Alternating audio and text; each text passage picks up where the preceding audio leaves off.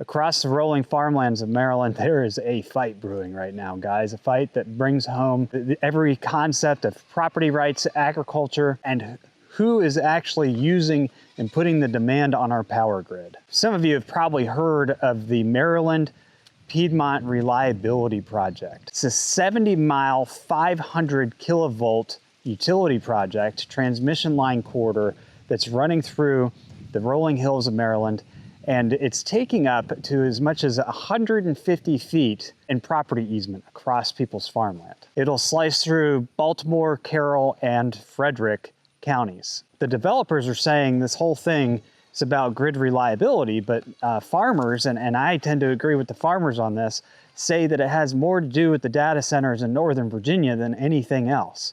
That's because the data centers in Northern Virginia are the ones who are putting so much stress and so many requirements on the power grid that they're having to put in these massive 500 kilovolt transmission line corridors. In a recent 52-page court ruling, U.S. District Judge Adam Abelson granted the developers, the PSEG developers, the right to enter private farmland to run surveys. By entering private farmland, they're driving machinery on it, they're driving equipment, everything that they need to be able to survey where this transmission line corridor will go. But here's the thing, the PSEG has not actually received permission, project approval, eminent domain rights, any of that prior to this judge ruling that they had the right to go on people's private land and do this. So they have no easement, they actually have no right to enter their property until they have project approval. You can see where all of this is going.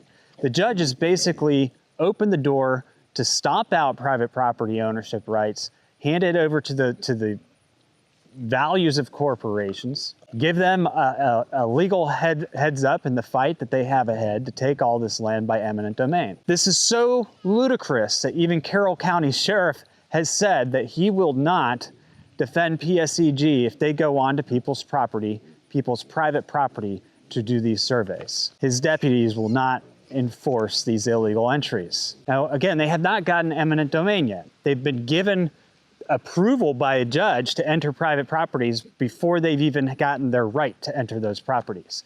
But their argument is that this is for the public good. But the energy usage is not coming from farmers and regular households. The energy usage is coming from data centers that aren't even in the state of Maryland. They're in Northern Virginia. These data centers are run by companies like Amazon, Google, Meta, and the Corporation of the United States of America. Why should farmers lose their property and their property rights? Now, granted, I understand that they're not going to necessarily lose their property, but what happens when they build these transmission line corridors is it takes years of recovery for them to be able to grow underneath that because of the soil compaction and everything else. And then on top of that, with the overhead power lines, these are huge power lines, it's going to limit how they spray, how they manage their lands. It's going to completely change that forever. It's not just optics and what it looks like. It's the practicalities of how it's going to impact their farmland.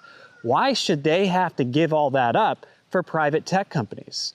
How is that a reliable use of eminent domain? How can we justify that use for the public? And I would argue that even for the United States of America, those AI centers are being used to watch people. The only reason why you need that much artificial intelligence and information on people is for surveillance purposes, which really isn't that constitutional to begin with. So none of these, in my perspective, fit the use of eminent domain, and that's what these farmers are tasked with, and that's why we should support them, because this isn't just happening in Maryland, it's happening across the United States. The Maryland farmers are fighting it. More power to them. No pun intended. Bottom line, it's not public use, it's private profit and surveillance. This proposed corridor would cross over 1,200 acres of prime U.S. farmland. It would be compacting it. It would be making it difficult for those farmers to continue operating it. Many of you have noticed that we keep wearing these leather patch hats that say defend the right to farm on them. These leather patch hats support our nonprofit, Meet My Neighbor Productions. You can get your hat at Yanasa Trading Co. and help us defend the right to farm through education, outreach, and, as we've been doing over the last couple of years, farm relief efforts. So get your leather patch hat and let others know that you defend the right to farm. According to Jamie Raley, Maryland's Farm Bureau president, our members have raised important concerns about the disruption this project would cause.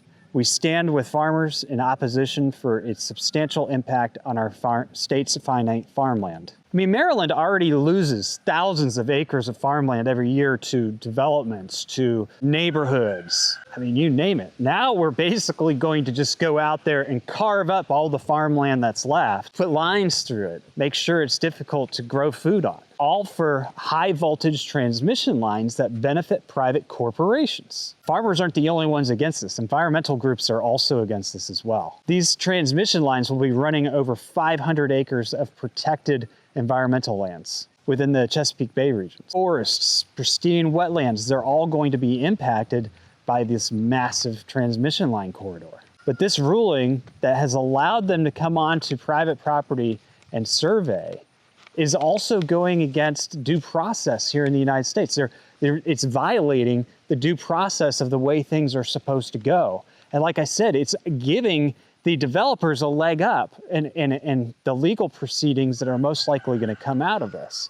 It's an unfair situation. Think about it. They're not going to let you start building a house or building something on your property before permits are approved, but they're going to allow somebody to enter your property to design and build what they want to build on your property before they even have eminent domain, before they have the right to. It's like the stuff you see out of third world countries. Now, legislatures in the state are also starting to push back. Senate Bill 955 would actually prohibit these transmission line corridors from going over protected lands, not protected farmlands, but protected lands.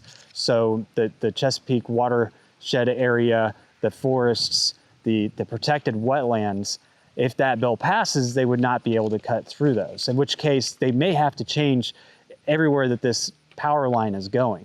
Besides that, there's over 400 farms that are going to be impacted by this transmission line corridor. I think that the Maryland Piedmont Reliability Project is a warning. If land could be entered, surveyed, and seized before due process here in the United States, then really property rights are only as strong as the next corporate utility plan. What these Maryland farmers are doing is not just protecting their farms, it's protecting every American's right to own and control their personal property. That's why we should be backing them.